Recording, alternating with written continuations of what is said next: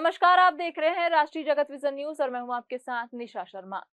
छत्तीसगढ़ में मुख्यमंत्री विष्णुदेव साय की अध्यक्षता में मंत्रालय महानदी भवन में हुई कैबिनेट की बैठक में विकास, तकनीक, बुनियादी ढांचे और औद्योगिक निवेश से जुड़े कई अहम फैसलों पर मुहर लगी। सबसे बड़ा फैसला राज्य में 500 करोड़ रुपए की लागत से 5 वर्षीय छत्तीसगढ़ आर्टिफिशियल इंटेलिजेंस यानी एआई मिशन शुरू करने का है। इसके तहत 100 एआई डेटा लैब और 5 सेंटर ऑफ एक्सीलेंस स्थापित किए जाएंगे। साथ ही लाखों विद्यार्थियों और सरकारी कर्मचारियों को एआई का प्रशिक्षण भी दिया जाएगा। कैबिनेट ने भारत सरकार के मिनीरत्न उपक्रम बीईएमएल को राज्य में हैवी अर्थ मूविंग इक्विपमेंट निर्माण संयंत्र स्थापित करने के लिए रियायती दर पर भूमि आवंटित करने का निर्णय लिया है।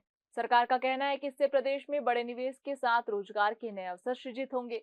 बैठक में लोक निर्माण विभाग के निर्माण कार्यों की डिजिटल मॉनिटरिंग के लिए WMIS प्रणाली लागू करने को मंजूरी दी गई।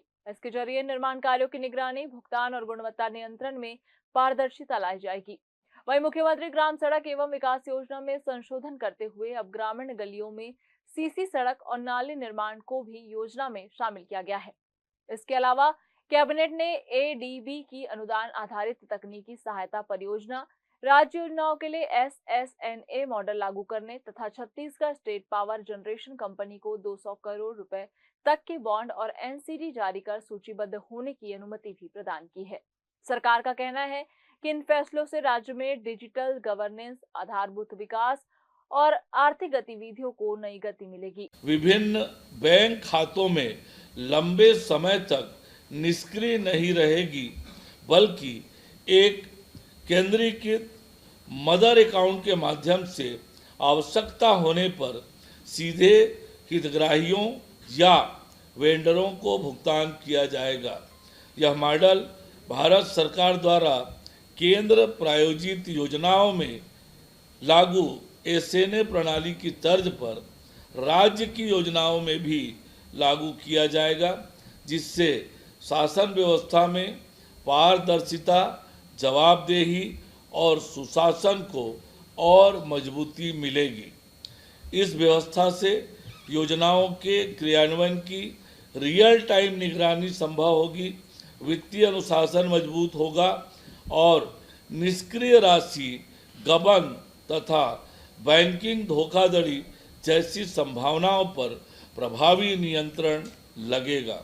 साथ ही राज्य की नकदी प्रबंधन क्षमता बेहतर होगी, राज्य का अनावश्यक बोझ कम होगा और उपलब्ध वित्तीय संसाधनों का अधिकतम उपयोग सुनिश्चित हो सकेगा।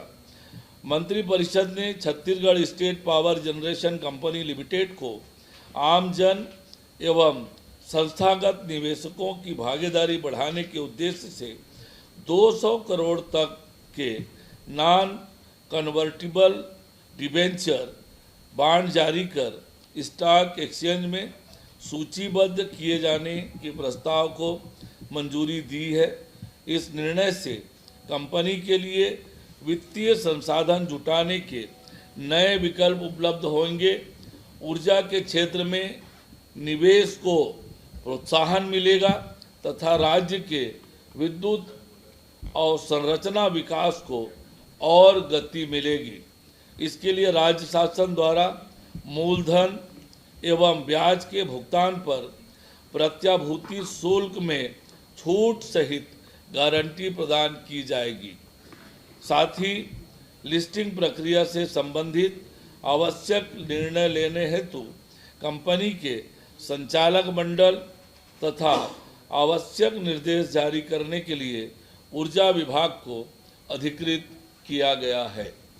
Thank you. फिलहाल इस खबर में बस इतना ही। देश प्रदेश की खबरों से अपडेट रहने के लिए हमारे चैनल को सब्सक्राइब करें और नई खबरों के नोटिफिकेशन के लिए बेल आइकन जरूर दबाएं। नमस्कार।